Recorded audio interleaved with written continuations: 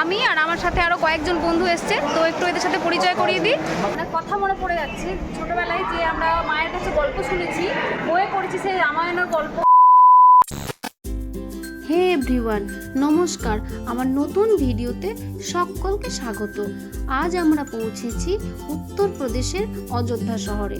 সন্ধেবেলা অযোধ্যা স্টেশনে নেমে আমরা হোটেল নিয়ে একদম স্নান করে রেডি হয়ে বেরিয়ে পড়েছি হনুমানগড়ির উদ্দেশ্যে।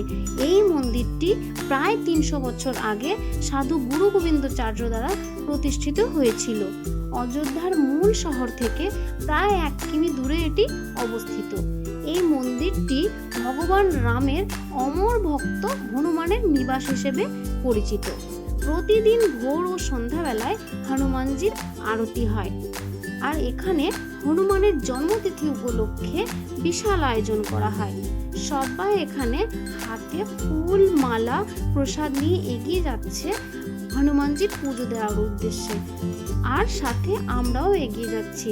আর সেই দিন ভিড়টা আরো বেশি হওয়ার কারণ উত্তরপ্রদেশের অযোধ্যা শহরে লোকসভায় ভোটে যিনি জিতেছিলেন অধেশ প্রসাদজি, তিনিও এসেছিলেন পুজো দিতে, আর সাথে কতগুলো পুলিশও।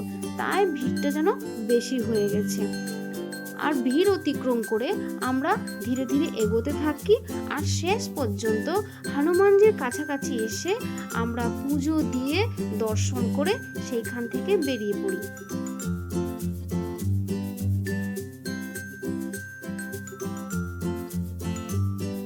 পরের দিন সকাল 6টার সময় আমরা স্নান করে চলে এসেছি রাম মন্দিরের গেটের সামনে।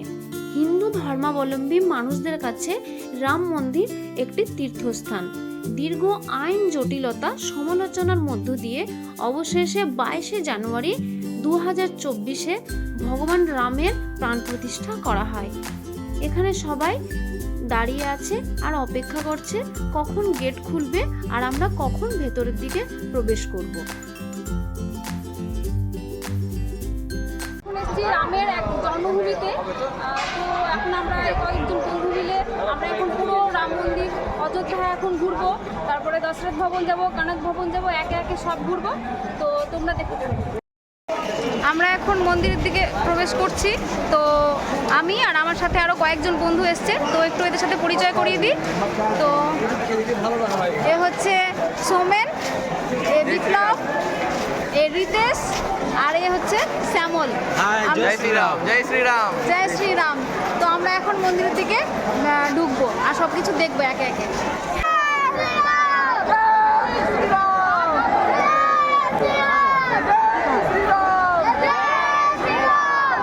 এখানে কত মানুষ, সবাই ভিড় আর কোলাহলের মধ্যে দিয়ে আস্তে আস্তে এগিয়ে যাচ্ছে ভগবান রামকে দর্শন করবে বলে। কিন্তু এই কোলাহলটাই যেন আলাদা একটা অনুভূতি। সবার মুখে একটাই নাম, জয় শ্রীরাম। তো আমরা আস্তে আস্তে এগোতে থাকি।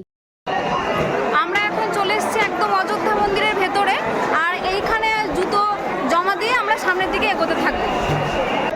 আমরা এখন এখানে আমাদের ব্যাগ, স্মার্টফোন জমা দিয়ে এবার আমরা দর্শন করে বেরোলাম।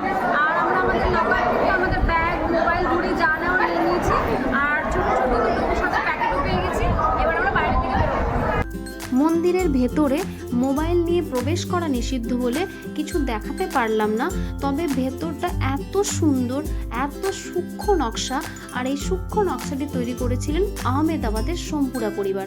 তারা 15 প্রজন্ম ধরে বিশ্বের 100টিরও বেশি মন্দিরের নকশা করেছেন। আর কেন্দ্রীয় মন্দিরের চত্বরে 6টি সহ মন্দির রয়েছে: সূর্য, গণেশ, শিব, দুর্গা, বিষ্ণু আর ব্রহ্মা। এবার আমরা এসে দাঁড়িয়েছি দশরথ ভবনের গেটের সামনে। আমরা আস্তে আস্তে এগোবো আর সবকিছু দেখব। এই হচ্ছে দশরথ ভবনের বাইরেরটা। এইখানে বসে রাজা দশরথ তার রাজসভা পরিচালনা করতেন, আর তারই নামানুসারে এই ভবনের নাম দশরথ ভবন। রাজা দশরথের রাজত্বকাল ছিল অত্যন্ত গুরুত্বপূর্ণ, কারণ তার শাসনকালে রামের জন্ম এবং অন্যান্য গুরুত্বপূর্ণ ঘটনা সংঘটিত হয়, যা আজও অযোধ্যার ইতিহাস এবং রামায়ণের সাথে গভীরভাবে জড়িত। আর এই ভবনের ভেতরে পুজো হচ্ছিল। আমরাও সেই পুজো দেখে নিয়েছি। আর অনেকটা ঘোরার পর ক্লান্তি এসেছিল, তাই এইখানে বসে আমরা একটু বিশ্রাম নিয়ে নিয়েছি। আর তারই পরে আমরা সেই দশরথ ভবন থেকে বেরিয়ে পড়েছি। আমরা এখন কনক ভবনের রাস্তায় হেঁটে চলেছি, তো এগাচ্ছি। আমরা একদম কনক ভবনের গেটের সামনে, এখন ভেতরের দিকে ঢুকবো আর দেখতে থাকবো একে একে। এই হচ্ছে কনক ভবনের বাইরেরটা। আমরা এবার সিঁড়ি দিয়ে ওপরের দিকে উঠতে থাকবো আর একে একে সব দেখতে থাকবো। ভগবান রামের মা কৌশল্যা দেবী রাম ও সীতাকে বিবাহের পর এই ভবনটি উপহার হিসেবে দেন। এই ভবনটি রাজকীয় প্রাসাদের মতো দেখতে এবং অযোধ্যার অন্যতম পবিত্র স্থান হিসেবে পরিচিত। ভবনের ভেতরে রাম ও সীতার পুজো চলছিল, সেইখানেও আমরা একটু দর্শন করে নিয়েছি। আর এই হচ্ছে ভবনের ভেতরেরটা, একদম সোনালী কাজে ভরপুর, তাই এই ভবনকে সোনার ভবনও বলা হয়। এখানে প্রবেশ করে আলাদাই একটা অনুভূতি, মনে হচ্ছে সত্যি রাম সীতার যুগে ফিরে এসেছি।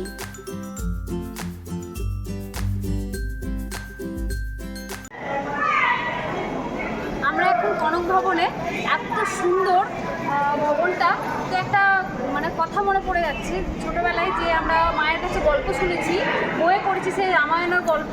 আজকে সত্যি সীতারামের এত সুন্দর ভবনে এসে সেই ছোটবেলার গল্পগুলো মনে পড়ে যাচ্ছে। খুবই ভালো লাগলো জায়গাটা। আমরা এবার বেরিয়ে পড়লাম কনক ভবন থেকে, আর এরই পরে চলে যাব রাস্তার ধারের বিভিন্ন দোকানগুলোতে ভগবান রামের মূর্তি বা আরও যার যেটা ইচ্ছা কেনার জন্য। বিকেল বেলায় আমরা এসে পৌঁছেছি রাম কি পেড়িতে। রাম কি পেড়ি নামটি রামের পদধ্বনি থেকে এসেছে।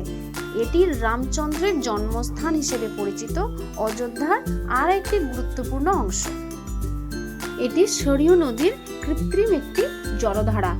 ভগবান রামের বংশধররা এই ঘাটে তারা স্নান করতেন, আর হিন্দু ধর্মাবলম্বী মানুষেরা এখানে পুণ্য স্নান করতে আসেন। আর সন্ধ্যের আগে দেখছি কেউ কেউ এরকম সুন্দর প্রদীপও ভাসিয়ে দিচ্ছে। এরপর আমরা বেরিয়ে পড়েছি রাম কি পেড়ি ঘাটের বাইরের রাস্তায়। এবার আমরা এগোতে থাকবো সরিয়ু ঘাটের দিকে। সেখানে গিয়ে দেখছি অনেকগুলো বোট, তো আমরা বোটে উঠে পড়লাম আর পুরো ঘাটটা ঘুরে ঘুরে দেখতে থাকলাম। এই ঘাটে রামনবমী, দিওয়ালি আর ছট পুজোর সময় আলোকময় হয়ে ওঠে। সকাল আর সন্ধেবেলায় এই ঘাটে ভক্তরা প্রার্থনাও করেন। আর এই হচ্ছে সরিয়ু নদীর ব্রিজ। সন্ধেবেলা আমরা এসে পৌঁছেছি আরতির জায়গায়, আর এখানে পুরোহিতরা একই সাথে একই তালে আরতি করছেন, আর ভক্তদের মুখে ফুটে উঠেছে ভক্তির ছাপ। আমরা সবাই মিলে এখন সরিয়ু নদীর ঘাটে, এখন আরতির সময়, তো এখন আমরা আরতি দেখছি।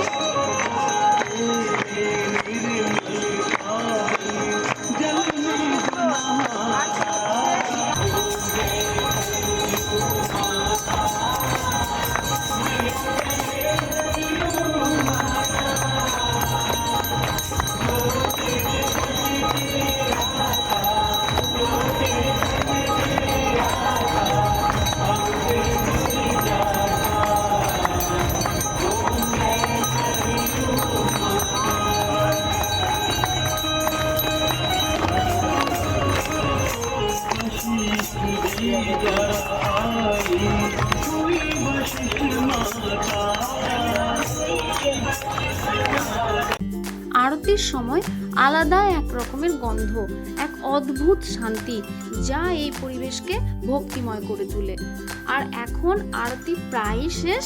এবার আমরা বেরিয়ে পড়বো এখান থেকে, চলে যাব রাস্তার দিকে। আর সেইখানে গিয়ে আমরা একটা সুন্দর লাইটিং দেখতে পেয়ে গেছি। শেষে এসে পৌঁছেছি লতা মঙ্গেশকর চকে। এই হচ্ছে লতা মঙ্গেশকরের স্মৃতি হিসেবে একটি বীণা, যেটি 40 ফুট লম্বা। আর আমার ভিডিও আজকের মতো এইখানেই শেষ। পরবর্তী ভিডিওতে আবার দেখা হবে।